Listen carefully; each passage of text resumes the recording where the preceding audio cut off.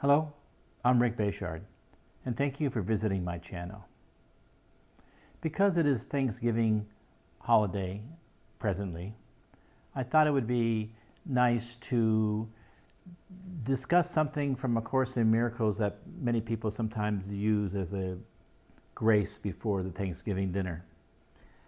And I'm going to read it to you, and then we're going to discuss what this little section says.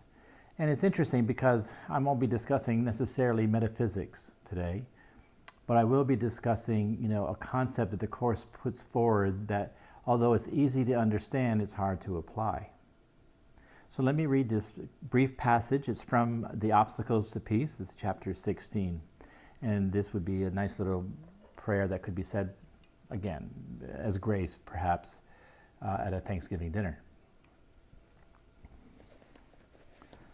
Love, too, would set a feast before you on a table covered with a spotless cloth, set in a quiet garden where no sound but singing and a softly joyous whispering is ever heard. This is a feast that honors your holy relationship and at which everyone is welcomed as an honored guest. And in a holy instant, grace is said by everyone together as they join in gentleness before the table of communion. And I will join you there, as long ago I promised and promise still. For in your new relationship am I made welcome, and where I am made welcome, there I am. So Jesus in this passage is reminding us, which he does throughout this whole book, that at a Thanksgiving dinner, so to speak, using that as a metaphor, that is a spotless cloth where everyone is welcomed. Not just some people, but everyone. The word everyone probably appears more in the Course than any other word. And I think it's important for us to remind ourselves that as we work on the Course's principles and teachings and metaphysics, that no one gets back home alone. That everyone in this world is, again, struggling with that hard battle, and their journey is the same as ours, and their destination is the same as ours. And that destination is the remembering of who we are. And it's difficult in this world because we naturally want to find people to project onto. We see people as different. We make judgments, and that they're not one with us. And it's difficult to do because I'm not immune to having people in my world, whether I know them or they're on the news or on the national level, that get under my skin. And I say to myself, why can't these people see it differently? And I have this need and investment that they wake up. And some of these people, again, whoever they might be, in my view, are doing things that are seemingly so unkind and so crazy, and it's hard for me to include them at my Thanksgiving table. Now, again, I get that we can't invite everybody to our Thanksgiving, but this is really speaking about, again, the content of, even though I may not have them at my Thanksgiving table, they still would be invited. And even those people that get under my skin that I want, from an ego perspective, to see as less or different than me, based on how I interpret their behavior, it's important for me to remind myself that they're my brother or my sister. And that is the challenge here. Because the minute we see somebody else as not one with us, then we're keeping ourselves separate as well. And it's something that we repeatedly have to remind ourselves. And Jesus says here, and I think it was interesting to just make note of it again, he says, and I will join you there, as long ago I promised and promise still. For in your new relationship I am made welcome, and where I am made welcome, there I am.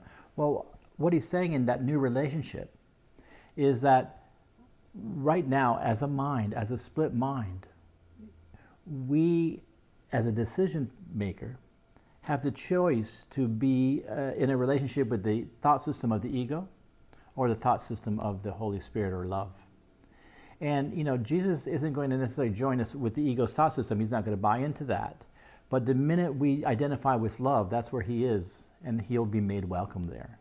But we want to take that concept and use it as a guide, a map, to realize that at this level, as we see people struggle, as we see ourselves wanting to see people as different, that regardless of how we interpret all of that, to remind ourselves they are our brother. And not to make a judgment of separateness and differences. Because if we do, then we're automatically saying that there's differences. And when we say that, then obviously we trace that back to the ego's thought system of that we've separated from our source, we've fragmented, and there's us and them. And so I know that I said that I wouldn't bring the metaphysics in too much, but again, it's very hard to get away from it because it frames and gives us the foundation to examine how we operate, how we look, how we think in this world, because it's in that looking and thinking of what we're doing that we can catch ourselves and not including everybody. Again, we're not going to invite everybody to Thanksgiving, but in our heart, they would have been invited. And I just think if we're going to give thanks in this world, everybody has to be included in that. Now, the form of that, again, of course, will look different. We can't have everybody, again, at our Thanksgiving table. But it's important to remind ourselves, even as these people might bother us from an ego perspective, at least at the mind level, we want to remind ourselves that everybody is welcome. And because if Jesus is having a Thanksgiving, we can be certain everybody will be welcome. And as one of the lines I think that I've mentioned that the Course uses, Jesus often, doesn't often, but does tell us that, teach not that I died on the cross, rather teach that I did not die by demonstrating that I live in you. And the way we would demonstrate that is, and it's a common phrase in the world today, what would Jesus do? Well, if Jesus is at Thanksgiving, he would invite everyone because he recognizes that everyone is part of that one-ship, so to speak. I'm using words here to try to get a sense of the oneness and the all-encompassing nature of God, which again is that mind. In the world, it's hard for us to fathom that, but we need words to point to what that must be. So it's a short video today, but I want to remind you and remind myself that everyone is our brother and sister, and we may not necessarily, experience them in form exactly the way we want or would be appropriate, but in our heart, we can. And it's not easy. We might still have our anxiety and our anxiousness and our aggravation, but it's not about not having those feelings. It's about the willingness, again, to see your brother as one with yourself. So thank you for enjoying and stopping by my video. I hope you enjoyed it. If you liked the video, please feel free to hit a like and feel free to subscribe. I appreciate it. And I look forward to seeing you again in the very next video. Thank you.